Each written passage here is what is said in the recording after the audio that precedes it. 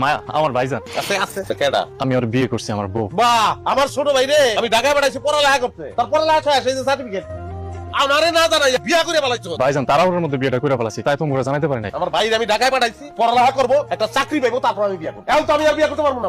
কেমনে পারবো বিয়া করতে? মাইন সেই তো কইবো তোর ছোট ভাই আগে বিয়া করে পালাইছে, এই কথা কইবো মানছে। বাইরে বাচ্চা বাইরে, আমি বিয়া করবো, তারপরে তোর বাড়িতে যাবি। তো আমি আমার নতুন বউনে কই যাবো? জেলে খুশি এনে গিয়ে থাকবি, রেল লাইনে গিয়ে থাকবি। ভাইজান বাসায় না জানিয়ে আমি পালিয়ে বিয়ে করেছি ওকে। এখন যদি ঢাকায় ফেরত যাই বাবা আমাকে মেরেই ফেলবে। খুব কথায় ফিরা বিজবো না। কাজটা কি করছো তোমরা? ওরলে আমি স্বপ্ন দেখছি আর বড় চাকরি করবো, তারপর বিয়া করবো। আগে কাজটা তোমরা করে পালাইছো। যা হবে হয়ে গেছে, বিয়া যখন কইরাই ফেলাইছ দৌড়ে নিয়ে ঘরে যাইতে দে। বউ পুরানো পুরানো হওয়ার পরে ঢুকবো, অসুবিধা নাই। বাইরে জলদি বাইরে। ভাইজান এই যে দেখো তো তোমার পিছনে মেয়েটা পছন্দ কিনা।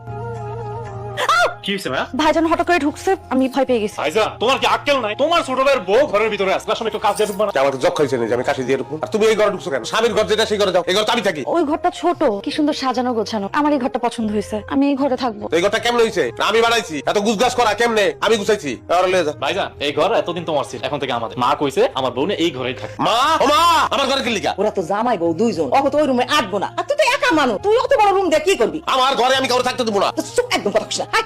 সত্যের কোনো সীমা আছে? ওর আপন ছোট ভাই আমার ফালাই দিয়া বিয়া করছে, আমার ঘর দখল করছে। আমি গোসল করবো। গোসল করবা তো যাও। ওই যে দেখো না ভাইজান বসে আছে, সামনে দিয়ে গোসলে যেতে আমার লজ্জা লাগছে, ওনাকে একটু সরাও। ভাইজান এই জায়গায় বসে রয়েছো কে? বাড়ির বাইরে থেকে একটু ঘুরে আসো। বাড়ির ভিতরে বইয়ে থামকে হারাম নাই, আমার বাড়ির ভিতরে ঘুরতে ভালো লাগে। ভাইজান আমার বউ বাথরুম যাবো, গোসল করতে, তুমি একটু বাইরে থেকে ঘুরে আসো। বাথরুম কি আমার মাথার উপরে? বাথরুমে যাও না, দেবো বিয়া গোসল করবো, তাই তো? তুমি একটু কষ্ট করে বাইরে বাইরে যাও না, হাতে ধরে একটু যাও। যাইতাছি। ভাইজান চলে গেছে, কেন তুমি যাও গোসল করো। আমার গোসল শেষ না হওয়া পর্যন্ত তুমি কিন্তু এখানে দাঁড়ায় থাকবে। আচ্ছা ঠিক আছে।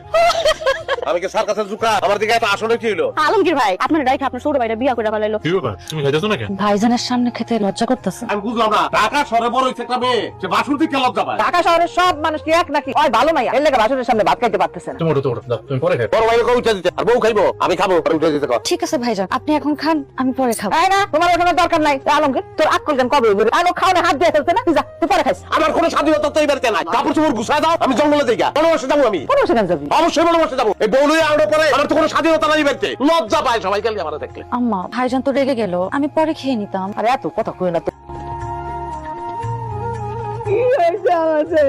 আব্বা আমার স্বামী আমার ছেড়ে চলে গেছে, আমি বিধবা হয়ে গেছি আব্বা, আমি এখন কি নিয়ে থাকবো আব্বা? খবরদার, তুই আমার আব্বা ডাকবি না। বাবা মায়ের মনে আঘাত দিয়ে সন্তানরা যে কখনো সুখ পায় না, তার প্রমাণ পাইছিস না?